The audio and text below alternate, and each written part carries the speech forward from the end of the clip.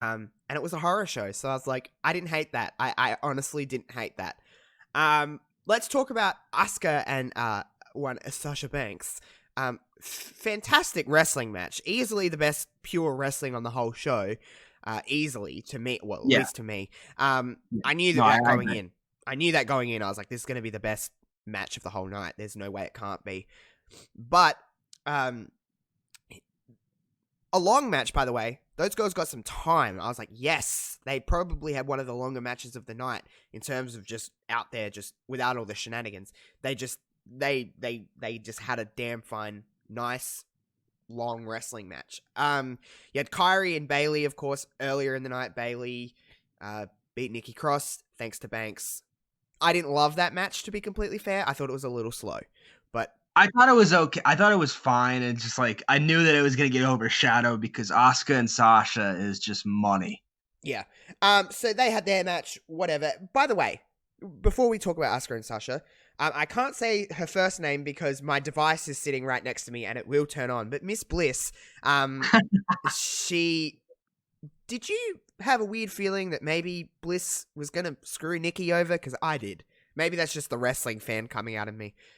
Oh, I never really. I guess that'll always be because Bliss is such a natural villain that like it's been weird to see her in this role for so long. But I never that didn't really occur to me. I just figured that there was going to be shenanigans and Bayley was going to retain via said shenanigans. I didn't think about it from the other side. That's fair. No, I was just honestly asking, but well, that's just what was.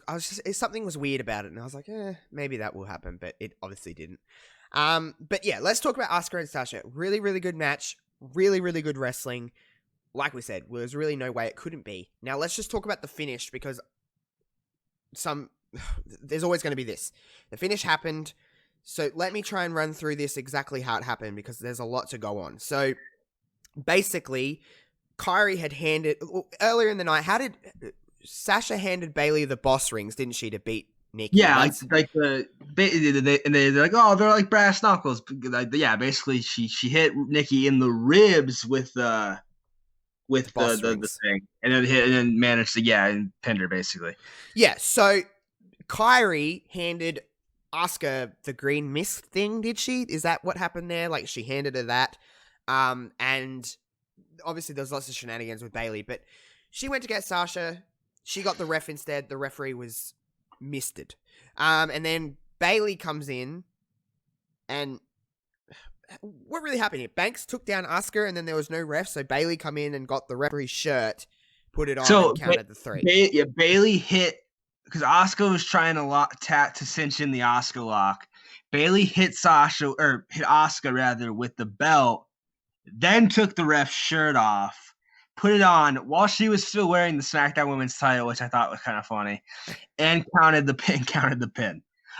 I thought this was hysterical. I loved every second of this. I know it got a lot of heat. Oh, it did because everyone's like, it's overbooked. It's very Attitude Era finish to me. That's very Attitude Era-esque finish. It's like lots going on. Yeah. Not only that, like a lot of people are like, it's overbooked. There's too much happening. What the fuck just happened? A, obviously Sasha isn't the Raw Women's Champion. And B, to me, that's just them two being dastardly annoying douchebag heels. And that's what they're there to do. This is exactly the point I'm about to make. I know that Sasha and Bayley have been like really, really good in the PC era and even just before then. And they're really awesome and they're badass and they're so easy to like. And everyone loves Sasha and Bayley. But they are the heels. They are the villains. This was just literally them screwing over Asuka to quote unquote win the Raw Women's title. Obviously, it's unofficial and they're going to have the match for the belt on Raw. But yeah, I thought this was just funny, and you definitely, if you go back through like the Attitude Era, you'll see people that weren't supposed to count pins counting pins. It happens a lot. I just thought it was really funny that she took the ref's shirt.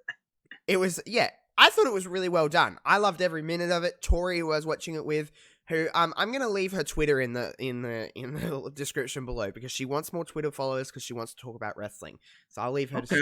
She's brand new to all of it, and she's just like, let me go in this world. She was nervous to tweet, and I'm like, don't worry about it. The people I surround myself. You just gotta dive nice. in. I remember when I joined wrestling Twitter, I was like, well, what do I do? What do I say? Is anyone gonna listen or follow me?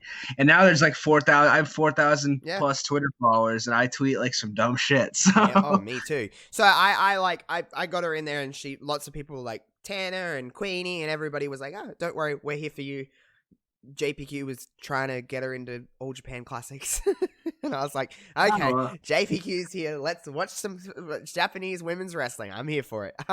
But yes, I'll leave her Twitter in the thing. But yeah, she loved it. She was like, oh, that was wild. Like that. And she goes, that makes me want to watch what's going on Raw. And I'm like, see, it's doing its job. And ratings have been down and they want to increase ratings. So stuff like MVP, being like, I'm the United States champion because Apollo Crews didn't rock up. That makes you want to watch Raw.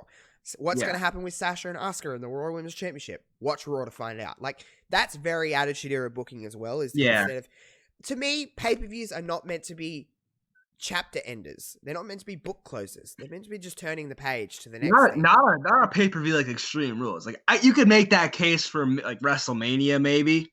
Yeah, I guess. Even though a lot of times that's more of a beginning.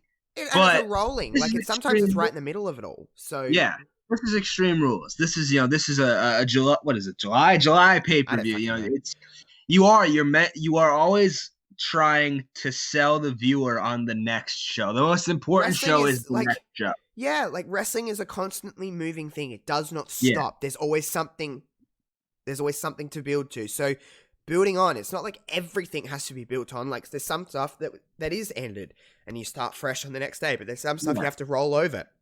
That's how wrestling works. They never stop the ride, man. You got to get on while it's moving. Exactly. So, I think that I think a lot of people were upset about the finish to this because of how good the match was. Maybe, it's like, it's tough to you think they might be cheapening the match with the finish. And I sort of understand. I don't like the overbooked argument, but I'll listen to the, I don't like the cheap finish on such a great match argument. But again, it goes back to the same exact thing. These are heels, Sasha and Bayley. They don't win matches clean. They screw over the viewer because they're bad people. That's what they do. They're not horrible. They're nasty, and not only that, supposed to have these epics and win. Heels just don't win clean. That's not how it's supposed to work. And not only that, okay, let's put on these kind of goggles here, Kev.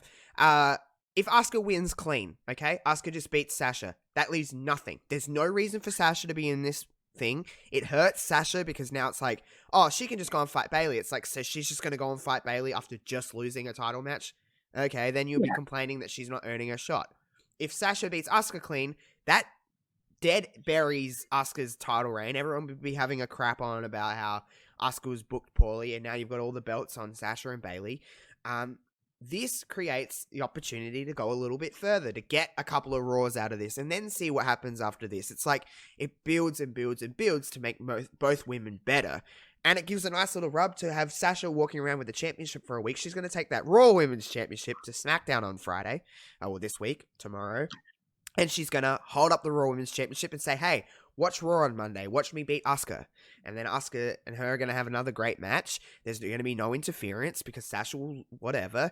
That could lead to stuff with Bayley and Sasha, because if Bayley gets involved and accidentally DQs Sasha, she doesn't win the championship, and then they have tension, and then we build to SummerSlam. Hello. It's just that's how I see this all kind of playing out in my brain. Yeah.